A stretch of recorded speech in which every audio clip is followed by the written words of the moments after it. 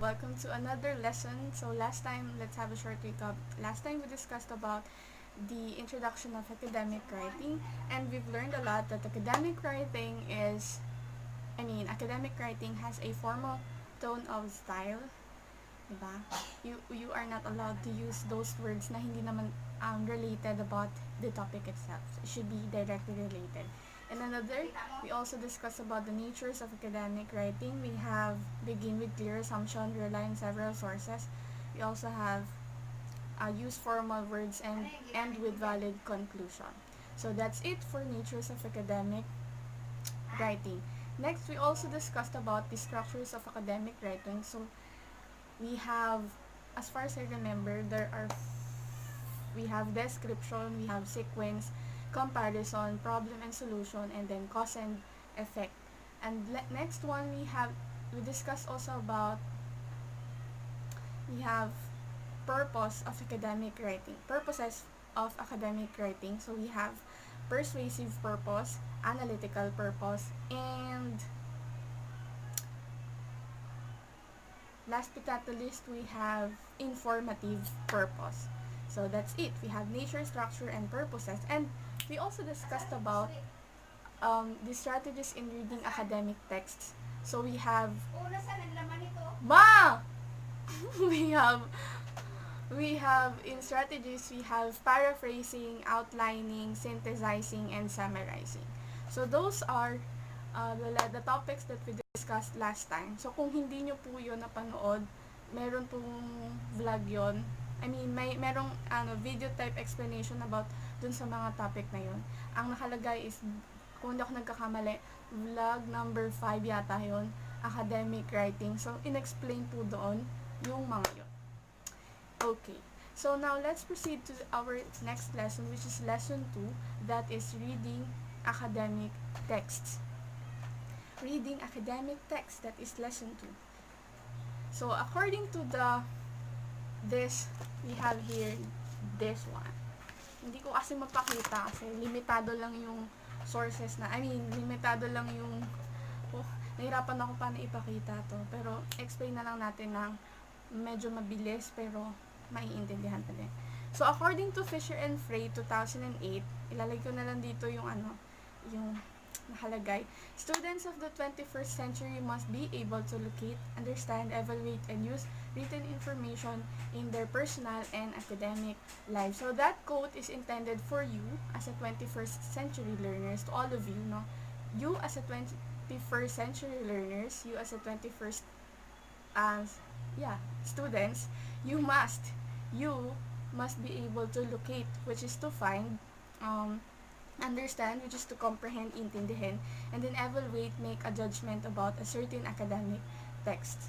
Now, written information or academic writing will help you to become more knowledgeable in creating or producing an effective and efficient academic texts. So, personal, kung ikaw mismo sa sarili mo, you decided to create your own study by conducting research paper, thesis, or even dissertation, pwede yun, makakatulong yun sa'yo.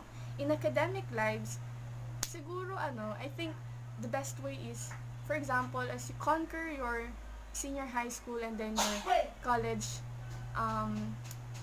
journey, syempre makakatulong to sa inyo to produce an effective, again, and efficient academic texts.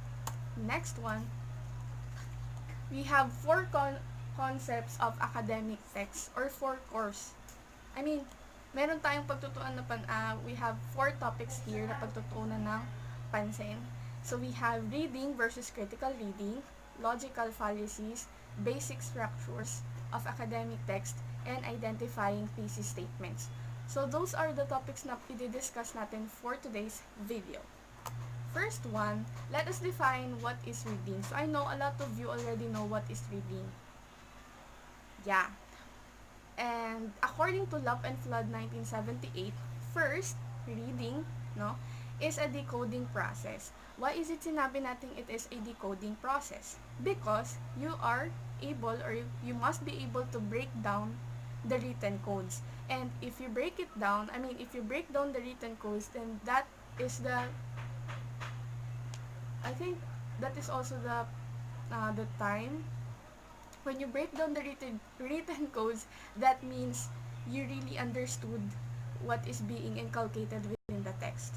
So, naiintindihan mo. In order for you to know the text better, you have to decode it. You have to break down all the written codes in order for you to understand what is being said or what is being written in the text. Second, reading is seen as a comprehension process. So, we all know that reading without comprehension is not reading at all. So, palagi siyang tandem, reading and then comprehension. Reading, comprehension. So, when you were in elementary and junior high school, if you still remember, both your teacher in Filipino and English subject always give you guide questions every after reading a certain poem, story, novel, excerpt, or essay, diba? They always give these guide questions or gabay na tanong for them to check if you really understood what you have read. So din yan. Again, reading comprehension is very important because it is the process, it is, wait lang. So yun, reading comprehension is very important because that means if you comprehend a certain reading or a certain writing, that means you comprehend it, you understand it. So that's it, reading comprehension. Next one, we have the comparison, or we are going to differentiate reading versus critical reading. Differentiate, that means meron ba silang pagkakaiba? Ano yung pagkakaiba ng reading versus critical reading? Okay?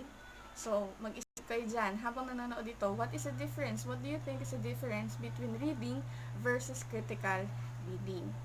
So, sabi dito, reading and critical reading may vary according to the following. We have purpose, activity, focus, questions, direction, and response. So, let's have first its purpose. In reading, ang purpose ito is to get a basic grasp of the text.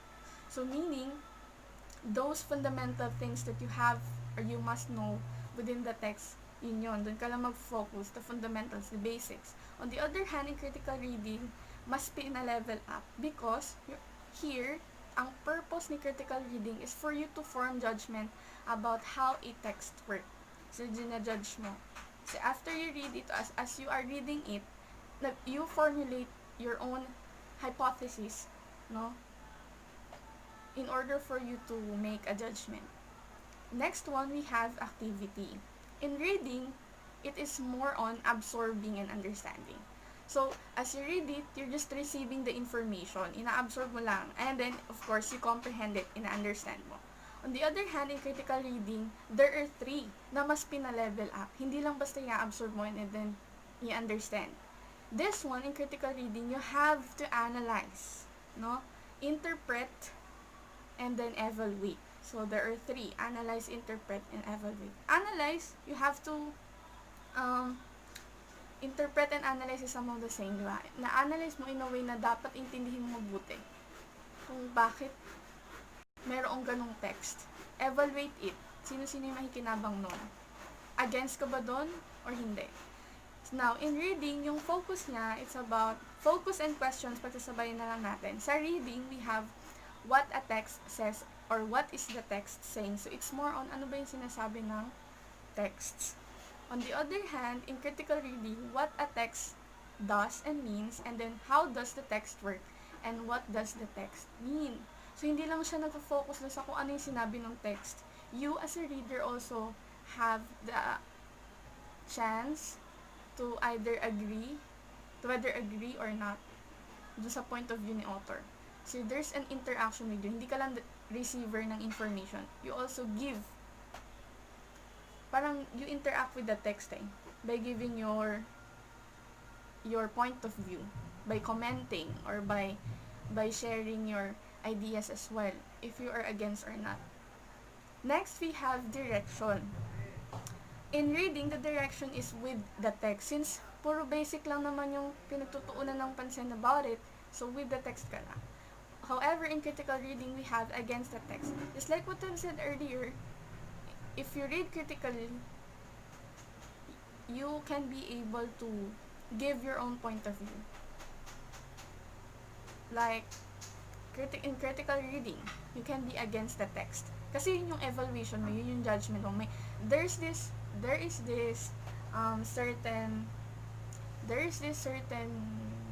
I think, sabihin natin, may nakita kang statement doon na for you, hindi siya effective. I mean, for you, against ka doon sa statement na yan. So, pwede yun. Habang ini-evaluate mo siya, nagkakaroon ka ng sarili mong hypothesis or ng sarili mong, paano ba, no? Nagkakaroon ka ng sarili